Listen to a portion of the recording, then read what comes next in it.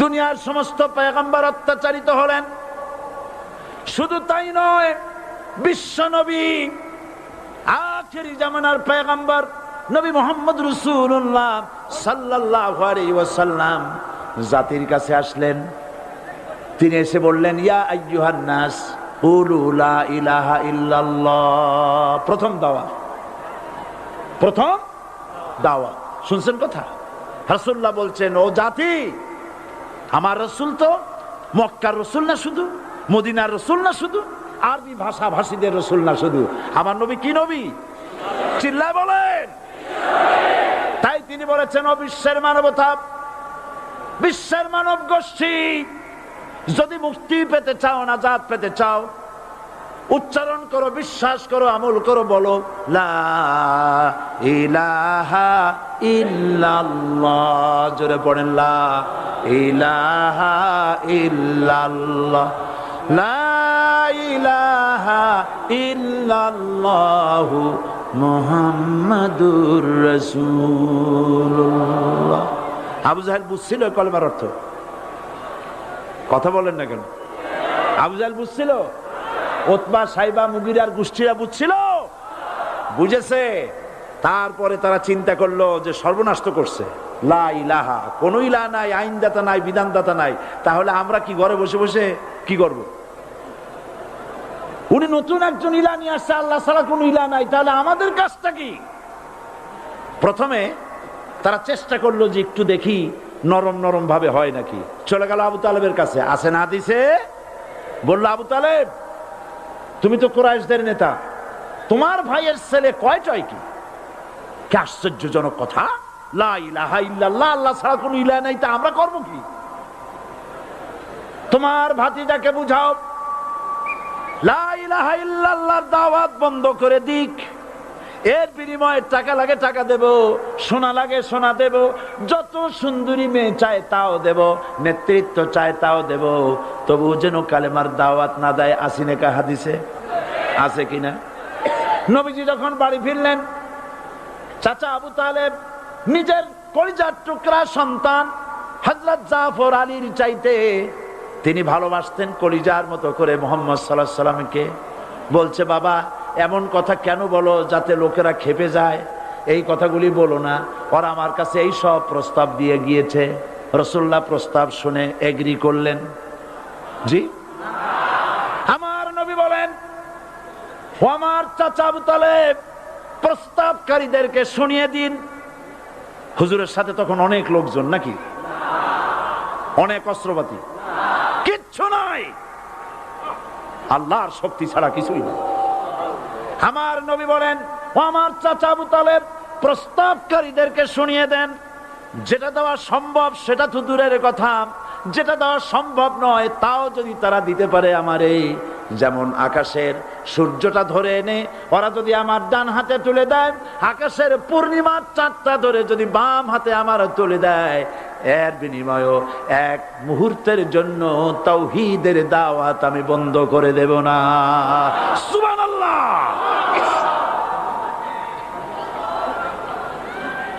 রাসূল করিম সাল্লাল্লাহু আলাইহি ওয়াসাল্লাম তাদের এই প্রস্তাবকে যখন গ্রহণ করলো না, কাফেরেরা বুঝলো। আমি আগেই বলেছি 3 শ্রেণীর লোক বাধা দিয়েছে। কয় শ্রেণী? প্রথম শ্রেণী কি? রাষ্ট্র শক্তি, তাদের হাতে অস্ত্রপাতি তো খুব শক্তি, আর যারা একবার ক্ষমতায় যায় ওরা মনে করে এই ক্ষমতা থেকে আমাদেরকে কেউ নামাইতে পারবে না।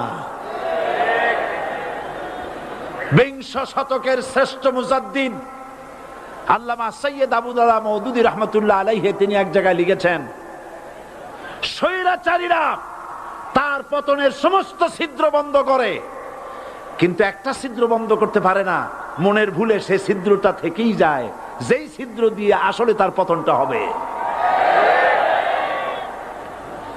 ক্ষমতায় গিয়ে মনে করে চিরকাল ক্ষমতায় থাকবো।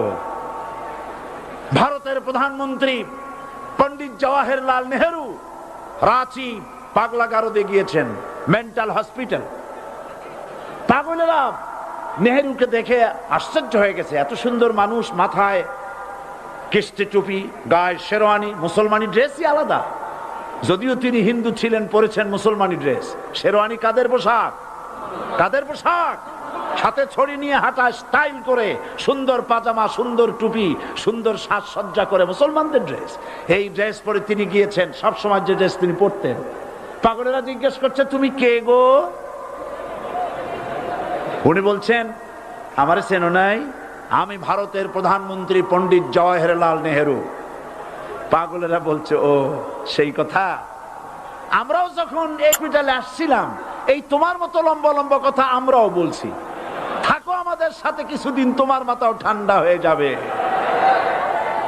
ক্ষমতায় যারা থাকে, ক্ষমতার মোহে চতুর্দিকে অন্ধকার দেখে, মনে করে আমার পতন আর হবে না। কিন্তু তোমাকে বধিবে যে গোকুলে বাড়ি শেষে। গাড়ির চাকা সব সময় উপরে থাকে না। গাড়ির চাকা সব সময় উপরে থাকলে গাড়ি তো চলবেই না। গাড়ির চাকা ঘোরে বলেই তো গাড়ি চলে। সুতরাং এই উপরে, তোমার চাকা উপরে এখন আছে বলে, তোমার দলের চাকা উপরে আছে বলে যারা মানুষের উপরে জুলুম করছো, আলেমদেরকে ধরতেছো, মুসল্লিদেরকে ধরে ধরে জেলে ঢুকাচ্ছ, সময় আসবে এমন ইন্দুরের গর্ত পাবানা পালাবার জন্য।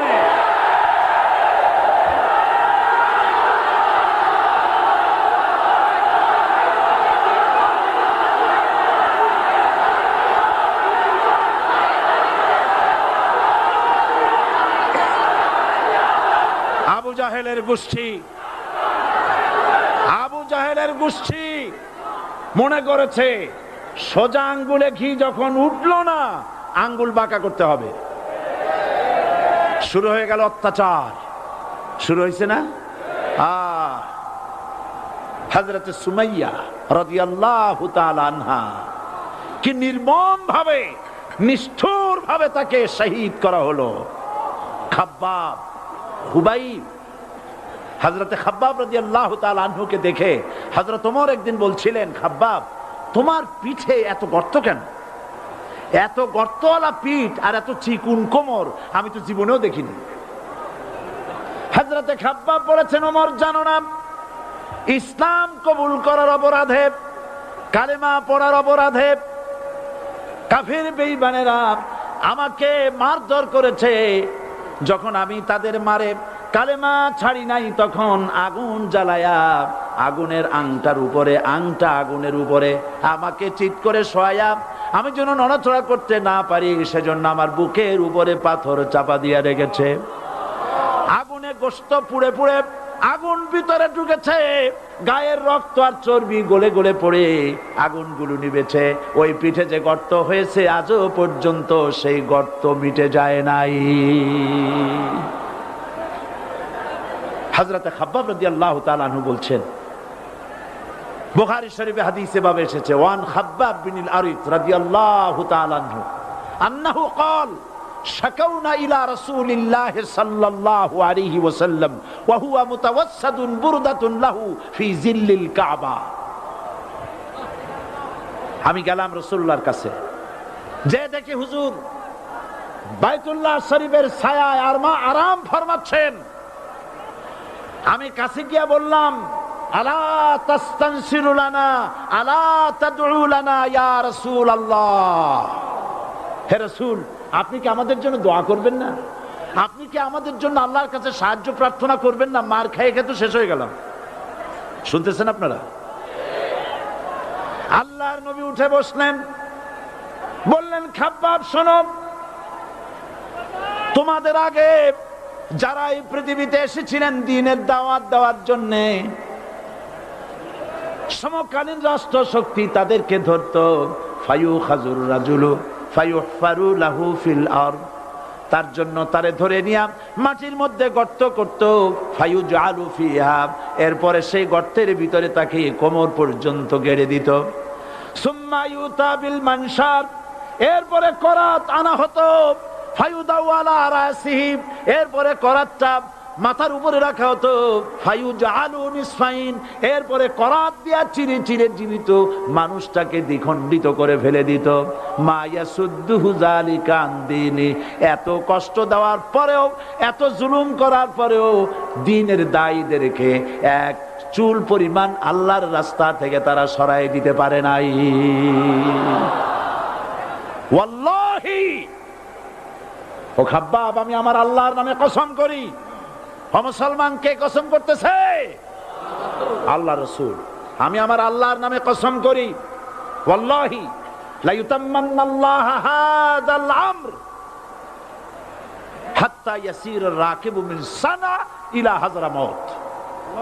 সেদিন বেশি দূরে নয়, ইয়েমেনের রাজধানী সানা থেকে শুরু করে সৌদি আরবের হাজরামাউত পর্যন্ত হাজার হাজার মাইল, এই দীর্ঘ পথে যুবতী নারী তার সৌন্দর্যের পশ্চা নিয়া, আর ধনাঢ্য ব্যক্তিরা, সওদাগরেরা তাদের টাকা পয়সা নিয়া একাকে নিয়ে অথবা দলবদ্ধ ভাবে মানুষেরা যাতায়াত করবে।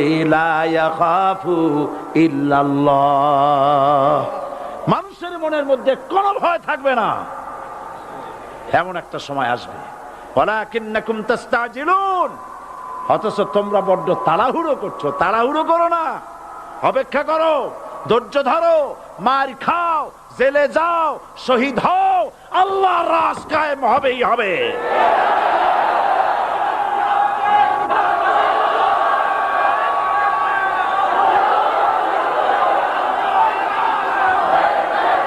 বিল্ডিং থেকে শিক্ষা গ্রহণ করুন। বিল্ডিং, ইমারত, দালান থেকে শিক্ষা গ্রহণ করুন। এই যেটা দালান আছে না পাশে, দেখতে পাচ্ছেন? এই দালান কি দিয়ে তৈরি করা হয়েছে বলেন? ইট। সমস্ত ইটেরা যদি ধর্মঘট করত, আমরা কেউ মাটির তলায় যাব না, কেউ আমরা আগুনে পুড়ে ঝামা হব না, পিক হব না, কেউ আমরা টুকরা টুকরা হব না, সবাই থাকবো উপরে উপরে, তাহলে কি দালান হইতো নাকি? এই বিল্ডিং নির্মাণ করতে গিয়া ইটের যে স্যাক্রিফাইস, হাজার হাজার ইটকে পিক হতে হয়েছে, পুড়ে যেতে হয়েছে, খোয়া হতে হয়েছে, ভেঙে টুকরা টুকরা হয়ে 50 ফিট মাটির নিচে যেতে হয়েছে। তারপরে ইমারত গঠন হয়েছে, সুন্দর দালান তৈরি হয়েছে। যারা ইসলামী শাসন চান, আল্লাহর দ্বীনকে বিজয়ী দেখতে চান, তাদেরকে অসংখ্য মানুষকে পোড়া ইটের মতো জেলখানায় পুড়ে পুড়ে মরতে হবে। অসংখ্য মানুষকে ফাঁসির কাস্টে ঝুলতে হবে, গায়ের রক্ত দিতে হবে, শহীদ হতে হবে, তারপরে ইসলামের ইমারতটা কায়েম হয়ে যাবে। শায়ের, কবি কি সুন্দর করে বলছেন, কবি সুন্দর করে বলছেন, ये शहादत गाहे उल्फत में कदम रखना, ये शहादत गाहे उल्फत में कदम रखना, लोग समझते हैं आसा है मुसलमान होना। মানুষেরা মনে করে মুসলমান হওয়া খুব সহজ জিনিস। না, মুসলমান হওয়ার অর্থ হলো শাহাদাতের ঈদগাহে শামিল হয়ে যাওয়া।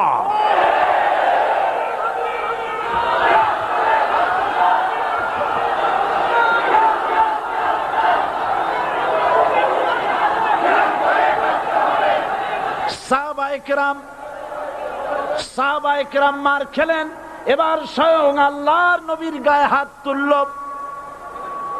আবু জাহেল এসে হুজুরকে মারলেন, গলায় চাদর দিয়া এমন জোরে টান মেরেছে, রাসূলুল্লাহ পড়ে গিয়েছেন।